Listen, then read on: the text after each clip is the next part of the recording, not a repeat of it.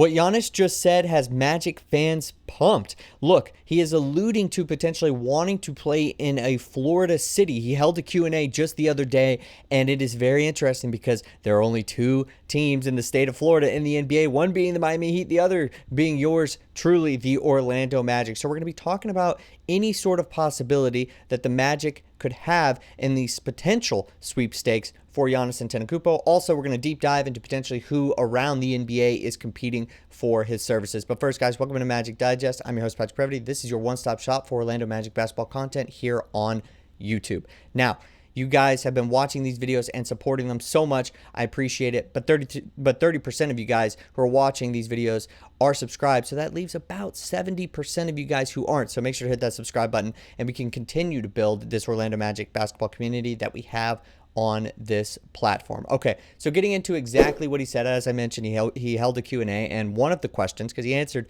a ton of different questions, was out of all of the cities you've ever been to, which city made you the happiest to be there, not counting your hometown? And he said Florida cities. Now, this is assuming that he is excluding the bubble, because there were that was like a weird kind of Orlando representation of what that city was, and a lot of the NBA players just suffered and didn't like it just simply because you were in a bubble and you didn't actually have the ability to go around the city. Now, Orlando and Miami are some great cities, and of course Miami Heat fans are, and they have been, eyeing Giannis for a while, and with that franchise being in a different spot than they were just a year ago, they're certainly hopping on this and thinking that they're the better fit. I probably would agree that Miami is certainly a better destination as far as just the possibility and potentially what it could bring for Giannis, and I think it's more realistic, but Orlando certainly has some stuff that can be broken down when we talk about this. Now, before I get into exactly what this deal would have to include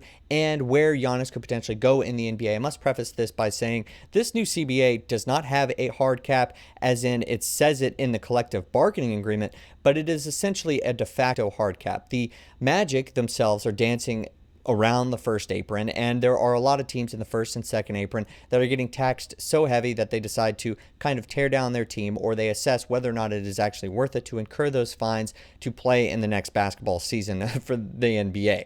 That has changed the way the teams are building, and it has changed the way the teams are making trades. So if there were to be a deal that goes down for Giannis, probably would have to include a third team. Now, there have been some reported mock trades, and I am also going to present to you guys today, but I definitely think to start this conversation that needs to be recognized. Also, adding another thing that I'm going to preface, Giannis hasn't actually come out and said exactly that he is going to request a trade or that he is seeking something else. He's just keeping his options open. More than likely, he is still decompressing from the end of his basketball season. So we're going to know more as the draft gets closer and that these playoffs wrap up, what exactly his plan is. I'm sure the Bucks are also patiently waiting on his decision there. So what exactly could the Orlando Magic offer that would be enticing to the Milwaukee Bucks? Well, I certainly think there are three players that I think that the Orlando Magic fan base probably wouldn't want to give up, but that the Bucks and their side of things would probably want.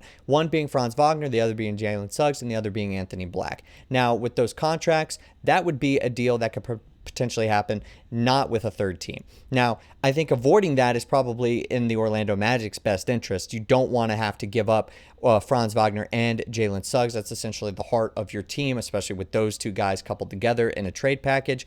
But it should be recognized that they have a poison pill provision. Obviously, that comes on July 1st, the beginning of the new year, the new basketball year.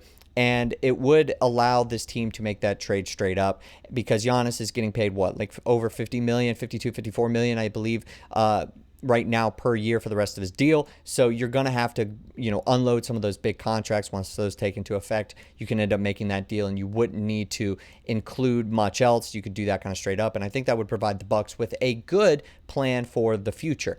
And I think there are a lot of teams that could potentially match a package like that around the NBA. Obviously, people have been talking about OKC, maybe even Houston, Warriors, whatever. But that would be a very interesting piece, because you get three young players. I'm including Anthony Black in this. I think Franz and Jalen Suggs plus picks might be enough in this sort of scenario, especially if Giannis makes it known or publicly known that this is something that he wants.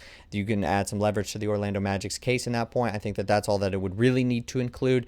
But That is probably option one. Now, option two, because I did try to find if there could be a deal that would be done without those two guys mentioned. A package of KCP, Jonathan Isaac, Cole Anthony, and Anthony Black would pass those salary cap requirements. Now, they cannot acquire more than $18.2 million in that deal, so they would need a third team to be involved in that sort of deal. Now, we've seen this over the last handful of years that those third teams will go in for a different kind of perspective. Maybe they are also building for the future, or they're trying to they'll acquire maybe some dead cap sort of players or some other assets that are not valuable because they are also in a rebuilding mode. So I don't think that it would be too much of a struggle to find a third player, but I don't think that that is an enticing enough package for the Bucks to take, especially considering that with Giannis in the fold on the Magic, those picks become a lot less valuable, and there's not exactly something to look forward to in the future with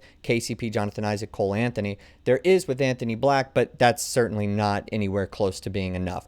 But that, as far as the salary cap is concerned, would be the other option. Maybe you would include a Franz and Anthony Black, and you get to keep Jalen Suggs kind of deal. But I still think that is playing 2K, and that is extremely difficult to actually be able to sell to your fan base as well as to potentially Paolo Banchero. Now, Paolo and Giannis would become probably, off the top of my head, the best duo in the NBA. I mean, you have two all-NBA caliber players, two pretty decent defenders. I mean, obviously, Giannis is a great defender, but Paolo Banchero is a really good defender in his own right.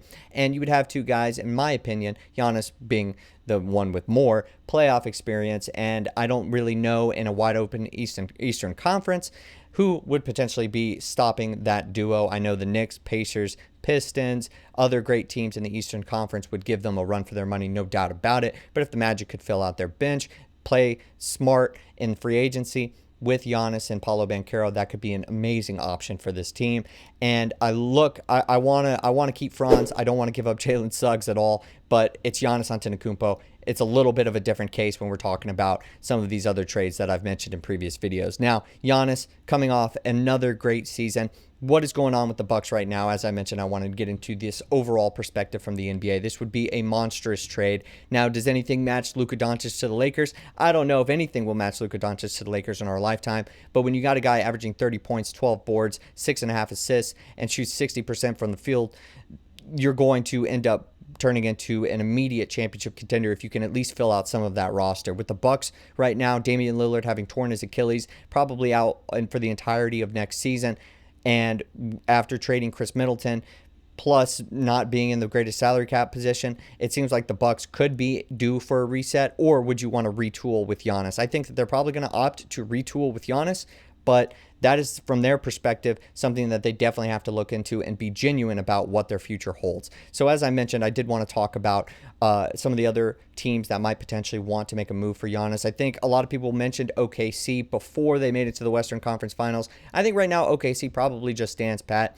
and develops J-Dub, Chet Holmgren, and waits for SGA to get to that superstar, mega Hall of Fame kind of level. He's already pretty much like on that progress and on that path. So I think that they're going to stay with what they got, and I don't know if they exactly want to team up Giannis with SGA. They have an amazing timeline. So I think that they're probably out, but they obviously can give the best package of any team in the NBA just simply because of the assets that they have. The Warriors, on the other hand, probably don't have as much, and their salary cap situation is probably even more complicated.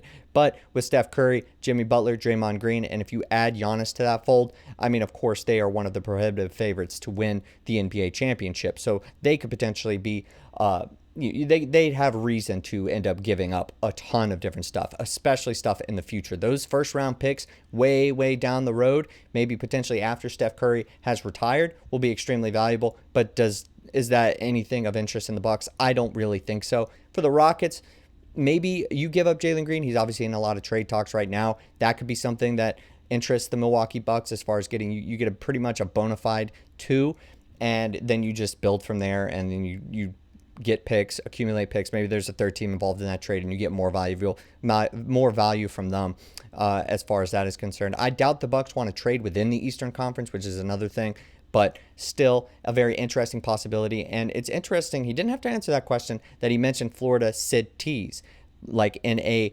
plural way. So he wasn't just leaving it to Miami, because he could have simply just said Miami. Giannis is a very loyal person. I don't think that he's going to be on the move, but Jeff Weltman was a part of that Bucks front office that did end up drafting him 12 years ago. So that is also another little bit of a factor whenever it comes down to this. So it should be very interesting. Obviously, this front office is very, very familiar with Giannis, having also played him in a handful of years and being in the Magic's front office. So it's very interesting. Let me know what you guys think down in the comments section below. And as always, I'll see you guys next time with more Orlando Magic basketball content.